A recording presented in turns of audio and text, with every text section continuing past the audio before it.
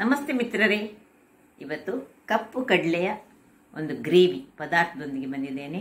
ಇದು ನಾವು ಕರಾವಳಿಗರು ಮಾಡುವಂತಹದ್ದಲ್ಲ. ಇದಕ್ಕೆ ತೆಂಗಿನಕಾಯಿಯನ್ನು ಯೂಸ್ ಮಾಡಲಿಕ್ಕೆ ಇಲ್ಲ.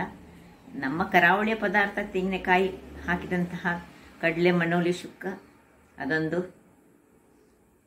ಸ್ಪೆಷಲ್ ಆದ ಒಂದು ಡಿಶ್ ಅಂತ ಹೇಳ್ಬೋದು. ಅದು ರುಚಿಕರವಾದುದು. ಈ ಬ್ಲ್ಯಾಕ್ ಚೆನ್ನ ಅಂದರೆ ಬ್ಲ್ಯಾಕ್ ಚಿಕ್ ಪೀಸ್, ಕಪ್ಪು ಕಡಲೆ ಆರೋಗ್ಯಕ್ಕಂತೂ ಬಹಳ ಉತ್ತಮ. ತುಂಬ ಪ್ರೋಟೀನ್ನಿಂದ ತುಂಬಿದಂತಹದ್ದು, ಫೈಬರ್ಸ್ ಉಂಟು ಇದರಲ್ಲಿ. ಡೈಜೆಷನ್ ಸಿಸ್ಟಮ್ ಪ್ರಾಬ್ಲಮ್ ಇದ್ದವರು ಇದನ್ನು ಸ್ವಲ್ಪ ಆಗಾಗ ಯೂಸ್ ಮಾಡಿದರೆ ಬಹಳ ಒಳ್ಳೆಯದು. ಮಕ್ಕಳಿಗೆ ಸಹ ಇದನ್ನು ಕುದಿಸಿ, ಇದನ್ನು ಬೇಯಿಸಿದ ನೀರನ್ನು ಚೂರು ಉಪ್ಪು ಹಾಕಿ ಸ್ವಲ್ಪ ಪೆಪ್ಪರ್ ಹಾಕಿ ಕೊಟ್ಟರೆ ಬಹಳ ಅತ್ಯುತ್ತಮ.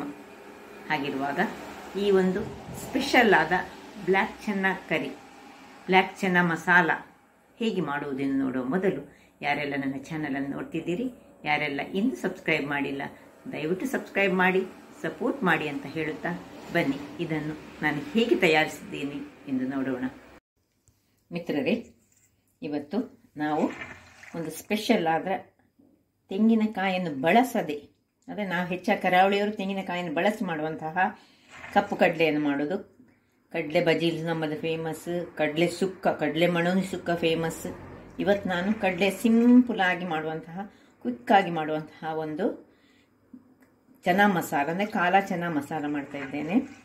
ಈಗ ಮೊದಲಿಗೆ ನಮಗೆ ಒಂದು ಕಪ್ಪಿನಷ್ಟು, ಅಂದರೆ 1/4 kg ಕಡಲೆಯನ್ನು ನೆನೆ ಹಾಕಿಟ್ಟಿದ್ದೇನೆ ನಾನು, 8 ಗಂಟೆಗಳ ಕಾಲ.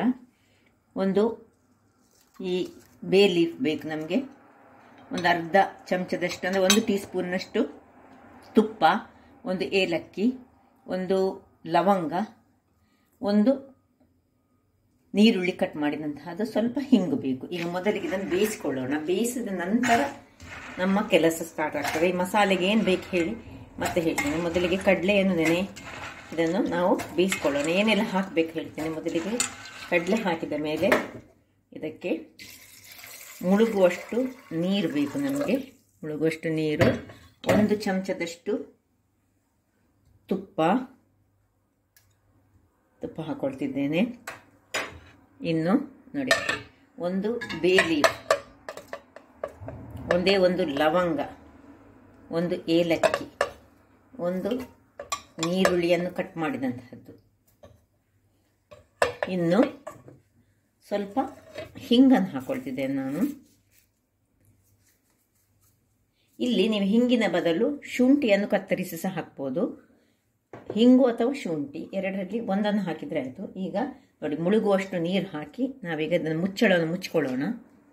ಮುಚ್ಚಳ ಮುಚ್ಚುವ ಮೊದಲು ಸ್ವಲ್ಪ ಉಪ್ಪನ್ನು ಹಾಕೊಳ್ತಿದ್ದೇನೆ, ಸಾಕು. ಇನ್ನು ಮುಚ್ಚಿ 3 ವಿಸಿಲ್ಗಳ ಕಾಲ ಇದನ್ನು ತೆಗೆದುಕೊಳ್ಳೋಣ.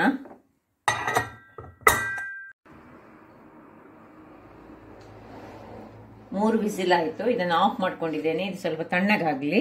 ಈಗ 2 ಟೊಮ್ಯಾಟೊವನ್ನು ನಾನೀಗ ಟೊಮ್ಯಾಟೊ ಪ್ಯೂರಿ ಮಾಡಿ ತರ್ತೇನೆ. ಟೊಮ್ಯಾಟೊ ಪ್ಯೂರಿ ರೆಡಿ ಆಯಿತು ನೋಡಿ. ಇದನ್ನೊಂದು ಈ ಕಪ್ನಲ್ಲಿ ಹಾಕೊಳ್ತಿದ್ದೇನೆ ನಾನು. ಈಗ ಇದೇ ಒಂದು ಮಿಕ್ಸಿಯಲ್ಲಿ ನಾವು ಮೊದಲಿಗೆ ಒಂದಿಷ್ಟು ಕೊತ್ತಂಬರಿಯ ಸೊಪ್ಪು, ಅರ್ಧ ಬಂಚಿನಷ್ಟು ಅಥವಾ 1/4 ಬಂಚು ಸಹ ಸಾಕಾಗ್ತದೆ ಕೊತ್ತಂಬರಿ ಸೊಪ್ಪು ಹಾಕೊಳ್ಳೋಣ. 2 ಮೆಣಸು, 3 ಬೆಳ್ಳುಳ್ಳಿ ಹಾಕೊಳ್ತಿದ್ದೇನೆ. ಈಗ ಅರ್ಧ ಚಮಚದಷ್ಟು ಇದು ಜೀರಿಗೆ ಹುಡಿ, 2 ಚಮಚದಷ್ಟು ನಮಗೆ ಮೆಣಸಿನ ಪುಡಿ ಬೇಕು. ಇಲ್ಲಿ 1 ಚಮಚ ಹಾಕಿದೆ, 1 ಚಮಚ ಹಾಕೊಳ್ತೇನೆ ನಾನು. ಇನ್ನು 2 ಚಮಚದಷ್ಟು ನಮಗೆ ಇದು ಕೊತ್ತಂಬರಿಯ ಪುಡಿ, ಮತ್ತು ಅರ್ಧ ಚಮಚದಷ್ಟು ಹಳದಿಯ ಪುಡಿ. ಇಲ್ಲಿ ಕಸೂರಿ ಮೇಥಿ ಇಟ್ಕೊಂಡಿದ್ದೇನೆ. ಕಸೂರಿ ಮೇಥಿ 1 ಚಮಚದಷ್ಟು ಕಸೂರಿ ಮೇಥಿ. ಇಷ್ಟು ಹಾಕಿದ ಮೇಲೆ ನಾವು ಮಾಡಿಟ್ಕೊಂಡಂತಹ ಕಡಲೆಯನ್ನು, ಇದು ಸ್ವಲ್ಪ ತಣ್ಣಗಾಗಿದೆ ಈಗ ನೋಡಿ, ಇದರ ಕಡಲೆಯ ಸ್ವಲ್ಪ ಇದನ್ನು ತೆಗೆದುಕೊಂಡು ಒಂದಿಷ್ಟನ್ನು ಇದರೊಳಗೆ ಹಾಕೊಳ್ಳೋಣ. ಸ್ವಲ್ಪ ನೀರನ್ನು ಸಹ ಹಾಕೊಳ್ತಿದ್ದೇನೆ. ಈಗ ಇದನ್ನು ಒಳ್ಳೆ ಒಂದು ಫೈನ್ ಆದ ಪೇಸ್ಟ್ ಮಾಡಿ ತರ್ತೇನೆ. ವೀಕ್ಷಕರೇ, ಇಲ್ಲಿ ನೋಡಿ, ಮಸಾಲ ಒಳ್ಳೆ ಫೈನ್ ಆದ ಪೇಸ್ಟ್ ಆಗಿ ಬಂತು. ನಿಮಗೆ ಕಾಣ್ಬೋದು ನೋಡಿ, ಹೀಗೆ ಒಳ್ಳೆ ಫೈನ್ ಆಗಿ. ಇನ್ನೀಗ ಇಲ್ಲಿ ಒಂದು ಕಡಾಯಿಯನ್ನು ನಾನು ಗ್ಯಾಸನ್ನು ಆನ್ ಮಾಡ್ಕೊಂಡಿರ್ತೇನೆ. ಇದಕ್ಕೆ ಸ್ವಲ್ಪ ಎಣ್ಣೆ ಹಾಕೊಳ್ಳೋಣ. ಇದು ಬಯೋದು ತೆಂಗಿನ ಎಣ್ಣೆ, ಪ್ಯೂರ್.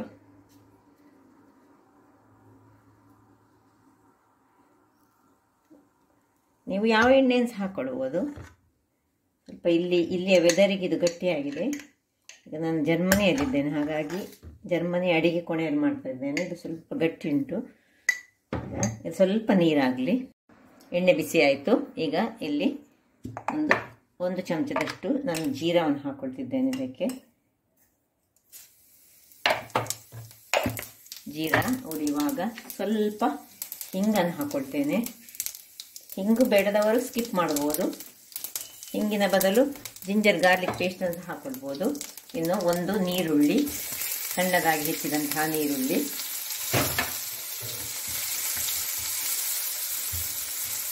ಸ್ವಲ್ಪ ಇದನ್ನು ಇದರಲ್ಲಿ ಬಾಡಿಸ್ಕೊಳ್ಳೋಣ. ಉರಿ ಸ್ವಲ್ಪ ಸಣ್ಣದಿಟ್ಕೊಳ್ಳೋಣ.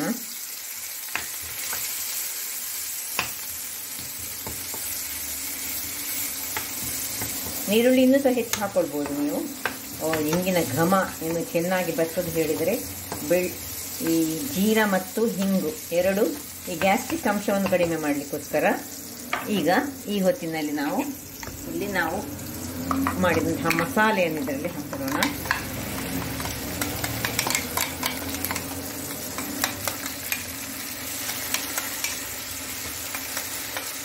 ಇದಕ್ಕೆ ಚೂರು ನೀರನ್ನು ಹಾಕೊಳ್ತೇನೆ. ಸ್ವಲ್ಪ ಮಿಕ್ಸಿ ತೊಳೆದ ನೀರನ್ನು ಇದಕ್ಕೆ ಹಾಕ್ಕೊಂಡು ಇದನ್ನು ಇದರಲ್ಲಿ ಸ್ವಲ್ಪ ಬಾಡಿಸ್ಕೊಳ್ಳೋಣ.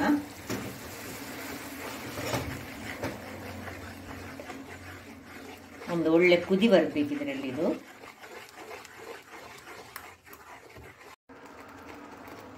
ಇಷ್ಟು ಕುದಿಯುವಾಗ ಇದು ಒಳ್ಳೆ ಒಂದು ಕುದಿ ಬರಬೇಕು. ಆ ಎಣ್ಣೆ ಜೀರಾ ಎಲ್ಲ ಅದರಲ್ಲಿ ಮಿಕ್ಸ್ ಆಗುವಾಗ ನಾವಿಲ್ಲಿ 2 ಟೊಮ್ಯಾಟೊವನ್ನು ನಾನು ಪ್ಯೂರಿ ಮಾಡ್ಕೊಂಡಿದ್ದೇನೆ. ಏನಿಲ್ಲ, ಪ್ಯೂರಿ ಮಾಡೋದು ಖಾಲಿ ನಾನು ಟೊಮ್ಯಾಟೊವನ್ನು ಕಟ್ ಮಾಡಿಕೊಂಡು ಮಿಕ್ಸಿಯಲ್ಲಿ ಹಾಕ್ಕೊಂಡದ್ದು ಅಷ್ಟೇ. ಏನು ಬೇಯಿಸಿ ಏನು ಮಾಡ್ಕೊಳ್ಳಿಲ್ಲ. ಇದನ್ನು ಇದಕ್ಕೆ ಸೇರಿಸ್ಕೊಳ್ಳೋಣ. ಸೇರಿಸ್ಕೊಂಡು ಇದಕ್ಕೆ ಸ್ವಲ್ಪ ಉಪ್ಪನ್ನು ಹಾಕ್ಕೊಳ್ತಿದ್ದೇನೆ. ಇಲ್ಲೀಗ ಕಡಲೆ ಬೇಯುವಾಗ ಸಹ ನಾನು ಉಪ್ಪನ್ನು ಹಾಕ್ಕೊಂಡಿದ್ದೇನೆ, ಹಾಗಾಗಿ ಲಿಮಿಟೆಡ್ ಉಪ್ಪನ್ನು ಹಾಕೊಳ್ಳೋಣ. ಬೇಕಿದ್ರೆ ಮತ್ತೆ ಹಾಕ್ಕೊಳ್ಬೋದು. ನೋಡಿ, ಇದು ಒಂದು ಕುದಿ ಬರುವಾಗ ಇಲ್ಲಿ ನಾವು ಬೇಯಿಸಿಟ್ಟಂತಹ ಕಡಲೆಯನ್ನು ಇದಕ್ಕೆ ನಿಧಾನಕ್ಕೆ ಹಾಕೊಳ್ಳೋಣ.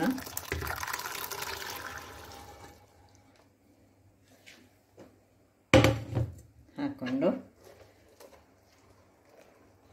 ಚೆನ್ನಾಗಿ ತಿರುಗಿಸಿ ಇದಕ್ಕೆ ಮುಚ್ಚಳವನ್ನು ಮುಚ್ಚಿ ನಾವೀಗ ಚೆನ್ನಾಗಿ ತಿರುಗಿಸಬೇಕು. ಈಗ ಈ ಹೊತ್ತಿನಲ್ಲಿ ನಾವು ನೋಡ್ಕೊಳ್ಬೇಕು, ಇದರಲ್ಲಿ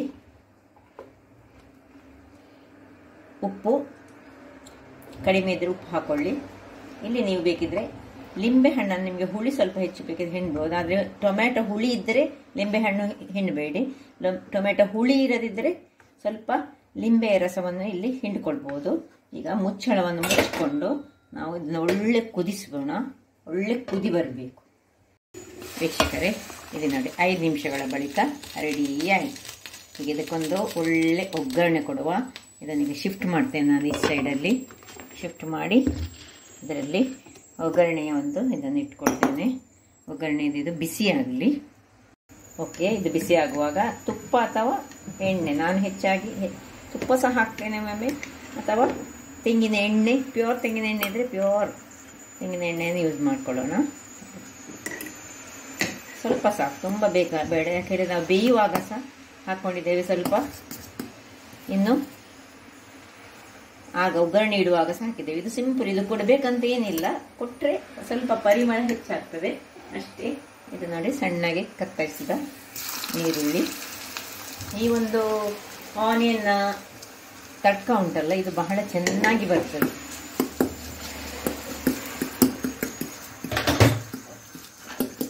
ಇದು ಒಳ್ಳೆ ಫ್ರೈ ಆಗಬೇಕು. ಫ್ರೈ ಆದ ಮೇಲೆ ಹಾಕೊಳ್ಬೇಕು, ಹಾಗಾದರೆ ಮಾತ್ರ ಒಳ್ಳೆಯದಾಗೋದು.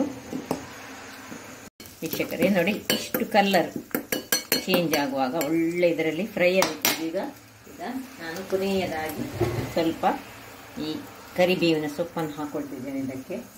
ಇದು ಡ್ರೈಡ್ ಕರಿಬೇವು ಸೊಪ್ಪು, ಫ್ರೆಶ್ ಇಲ್ಲ, ಈಗ ಖಾಲಿ ಆಯಿತು. ಇದನ್ನು ಇದರಲ್ಲಿ ಚೆನ್ನಾಗಿ ಈ ಫ್ರೆಶ್ ಮತ್ತು ಡ್ರೈಡಲ್ಲಿ ಫ್ರೆಶ್ಗೆ ಬಂದಂತಹ ಪರಿಮಳ ಈ ಡ್ರೈಡ್ ಕರಿಬೇವಿನ ಸೊಪ್ಪಿಗೆ ಬರುವುದಿಲ್ಲ. ಆದರೆ ಅದು ಆರೋಗ್ಯಕ್ಕೆ ಉತ್ತಮ ಹೇಳಿ ಕರಿಬೇವಿನ ಸೊಪ್ಪನ್ನು ಹಾಕಲೇಬೇಕು ನಾವು. ನೋಡಿ, ಇಷ್ಟ ಆಗುವಾಗ ಸ್ವಲ್ಪ ಇದರಲ್ಲಿ ಫ್ರೈ ಆಗಲಿ. ಇದೀಗ ರೆಡಿ ಆಯಿತು ನೋಡಿ. ಇದನ್ನೀಗ ಗ್ಯಾಸನ್ನು ಆಫ್ ಮಾಡ್ಕೊಳ್ತಿದ್ದೇನೆ. ಅದರಲ್ಲಿ ಸ್ವಲ್ಪ ಇದಾಗಲಿ, ಇನ್ನು ಇದಕ್ಕೆ ಶಿಫ್ಟ್ ಮಾಡ್ಕೊಳ್ಳೋಣ.